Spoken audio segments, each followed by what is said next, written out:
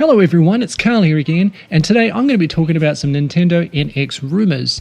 Now these were posted on Go Nintendo. I'll leave a link in the comments below just so you can check them out for yourself. But today there was a ton of them posted, and I thought, you know what, I'm not really into posting rumours and things because that's exactly what they are. You don't know if they're going to be true or not. But I thought, hey, this could be fun for you, especially if you haven't read it. So these all come from a user called Gino, and he has been pretty on the money in the past. He predicted that there was going to be a full 3D Pokemon game coming to the 3DS, which turned out to be X and Y, that there was going to be a new type in the game, and that some of the older Pokemon were going to have new forms, like Mewtwo. He was also on the money too with things that were in regards to PlayStation 4 and the Xbox One. Now, in saying that, let's just move on to the new stuff that he's talking about with the NX. So he says that it has a wireless HDMI dongle that attaches flush to the back of the device. So I kind of interpret that as like a, what are they called? Amazon Fire, I think it is. It's just like a little HDMI, or I think those are USB. I can't remember. Anyway, they plug into the back of your TV. That way it receives a signal from your tablet or whatever, so you can project whatever it is that you're using on your handheld device, which in this case would be your tablet or your phone, and put it onto the TV. So I'm looking at this as, the new NX handheld, like for instance a 3DS. You're playing your games, but you want to watch it on the TV, so that gets sent to the HDMI signal to the TV, so wirelessly. All right. Got that? Cool. Let's move on to the next one. Device uses an evolved version of the Wii U streaming tech to display in HD on the TV. So there we go. We're still using some of the best technology that Nintendo has made. Surprisingly, no one's been able to catch up to Nintendo when it comes to mirroring on the TV. Not even Apple, not even any of the Android stuff. It's pretty impressive. Nobody gives Nintendo enough credit for that sort of thing. Haptic feedback for your analog sticks. What? That could be pretty interesting. So if your character crashes into the wall, your analog sticks are going to feel that. That's pretty cool.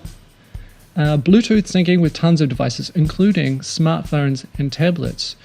Okay. I interpret that as you will. You can answer phone calls and display text messages from your phone onto NX screens. So it could be plural there. It could be NX screens. Interesting. So you're playing a game, get a text message, you better see it on the TV. Cool. I kind of like that. Or it could be annoying. As long as you're not getting notifications from everything like Twitter and Facebook and stuff, I'm okay with that. And as long as they're not too intrusive, you don't want it right in the middle of the screen and 100 font size things, obviously they'll be a little bit more subtle than that. It's going to be closest in terms of power to the Xbox One.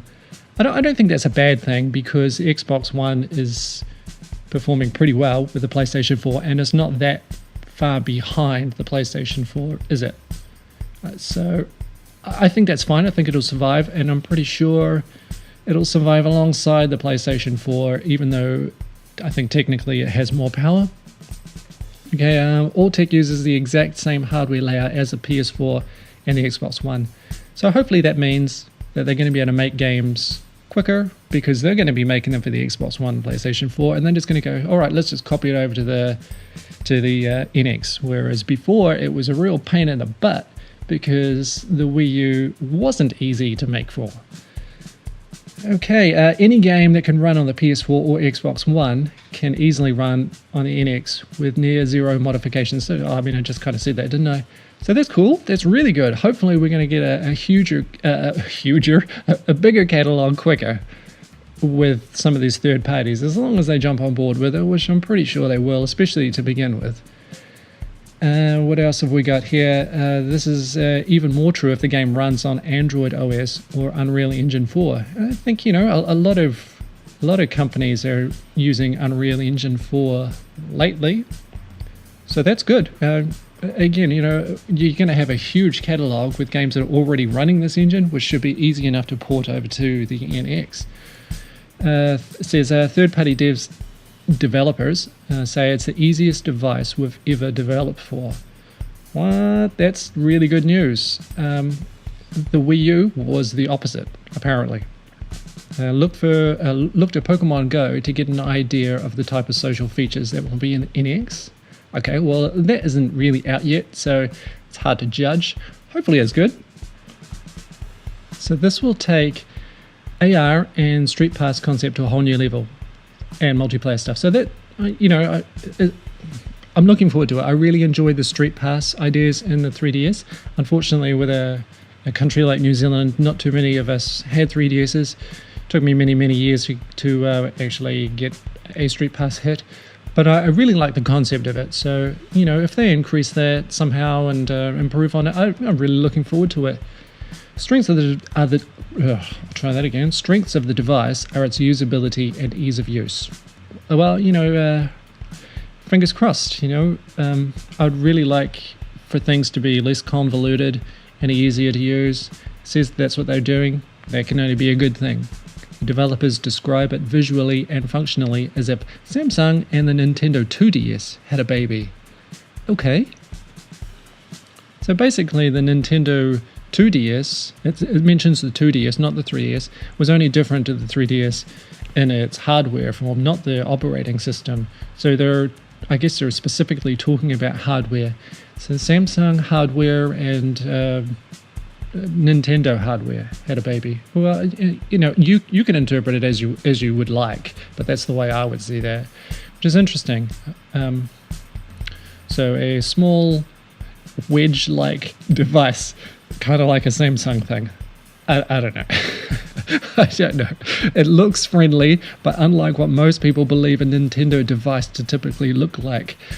Well, I always look at Nintendo things and think that they're very childish in their hardware design. If I look at an Apple design, I think of them as very sleek and sophisticated. When I look at Nintendo's, they're plasticky, they're creaky, and they're spongy, and so hopefully they're going to look a bit nicer than that.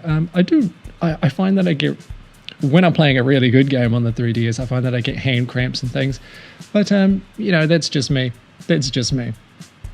What are we talking about now? Operating system named Nintendo OS is very powerful and has so many modern features of mobile operating systems. Well, that's good. That's a great start. That's exactly the kind of thing that we're hoping that they're going to be doing in the future, right? Nintendo's trying to be very careful in showing it off for fear that it would be mistaken as running Android. Okay, so it's going to look like it, but it's not going to be it, which is good as well. Very strong networking functions as it ties into multiple devices and services. Okay, cool. All right, yep, that's pretty self-explanatory. This allows for a very competent and pervasive ecosystem designed to constantly involve the consumer's life. All right, so I guess interpret that as you would like to. So I'm guessing that they're going to be, with this Nintendo OS, it's going to be an operating system much like how Apple and Android run on multiple hardware systems, right? So you've got your phone and you got a tablet, but you can buy a game just from a store which will work on both. And that's good, because that would mean we buy Super Mario Brothers and then we can keep downloading it to all of our future hardware devices. Now, I'm not sure if that means that they're going to be making new hardware systems every year just to improve and hopefully keep the store that works with everything. It doesn't necessarily mean that, but it could be good. That way, it keeps Nintendo in the public eye, because everybody's always talking about a new iPhone or a new what are we up to? 8? Samsung S8? Things like that. You can always make the device faster and smaller, but you can always go back to the old games that are still on your stores, and that's good. It would be a complete different strategy to what the other competitors are doing, which is, make a console and make it last for about 4 or 5 years. If Nintendo kept making a new hardware system every year or even every couple of years, they would keep themselves in the public eye, and they would also have an increasingly an increasingly powerful, up-to-date machine that will be able to compete with something that comes out in 4 or 5 years' time.